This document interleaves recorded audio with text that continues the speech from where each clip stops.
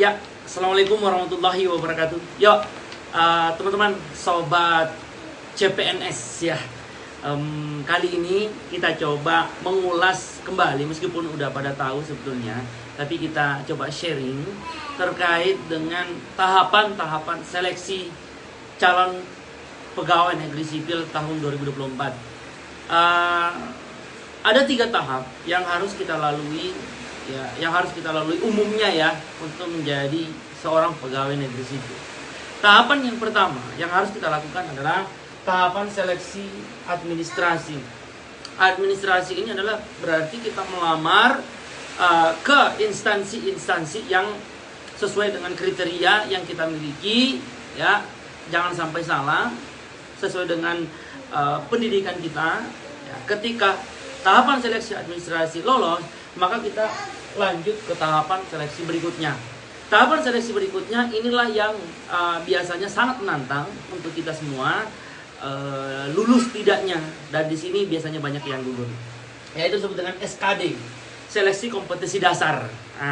Seleksi kompetensi dasar inilah nanti yang menguras banyak kemampuan atau menguras banyak pikiran untuk tes ini. Apa seleksi kompetensi dasar itu? Nah, seleksi kompetensi dasar ini nanti akan diambil nilainya 40%, ya, 100%. Nanti 60%-nya itu dari SKB. Tapi untuk lolos ke SKB, untuk lanjut ke SKB harus lulus tes SKD. Gitu ya.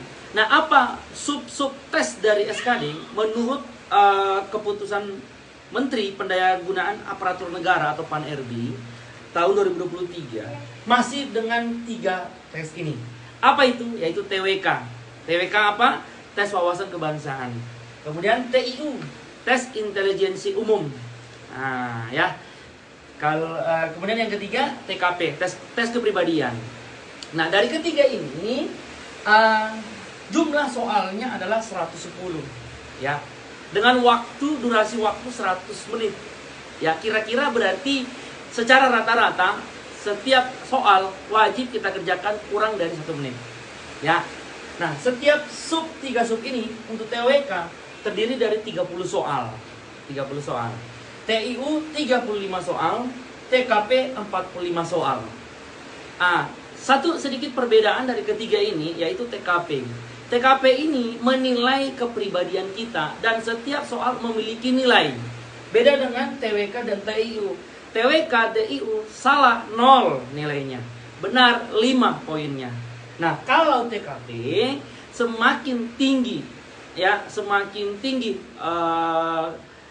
poin yang kita ambil, ya, poin tertinggi adalah 5. Jadi 5, 4, 3, 2, 1. A, B, C, D, E. Anggaplah seandainya A-nya 5, B-nya 4, C-nya 3, D-nya 2, E-nya 1. Berarti ketika kita pilih misalnya B, berarti kita dapat poin 4. Itu tes kepribadian. Nah, setiap subtes ini memiliki nilai ambang batas. Apa itu nilai ambang batas? Biasa disebut dengan passing grade, ya. Jadi ketiga-tiganya wajib lulus. Meskipun ini 100% kita jawab benar, ini 100% kita jawab benar, tapi ini tidak melewati ambang batas, berarti kita tetap nggak lulus. Berapa ambang batasnya? Menurut aturan PAN-RB tahun 2023 tadi, itu di angka 65. TWK 65. Berarti ketika 65 itu kira-kira benarnya paling tidak 13 soal dari 30 soal yang ada. 13 kali 5, benar nggak sih? 13, 5. Iya, paling tidak 13 soal yang kita jawab. Untuk TIU 80. Nah, 80 itu kira-kira paling tidak 16 soal yang terjawab benar. Anggaplah 14 soalnya salah. 16 soal berarti 19 soalnya itu salah. Itu 80 passing grade-nya. TKP passing grade-nya 166. Ya, 166. Nah, jadi total minimal untuk passing grade itu 311 poin yang kita peroleh. Ya, seperti itu. Nah, lulus passing grade belum tentu kita lulus ke tahap SKB. Kenapa? Karena orang-orang yang lulus passing grade nanti akan diurutkan, ya, nilainya yang diperoleh. Diurut dari yang tertinggi sampai yang terendah. Yang mana yang diambil? Biasanya yang diambil itu adalah 3 kali formasi yang dibutuhkan. Misalnya formasi yang dibutuhkan 5. Berarti kalau dikali 3, 15. Nah, berarti peringkat 1 sampai 15 itulah yang akan berhak lolos ke tahap SKB. Apakah yang satu udah pasti lolos? Belum tentu. Karena nanti nilai SKB-nya juga dilihat.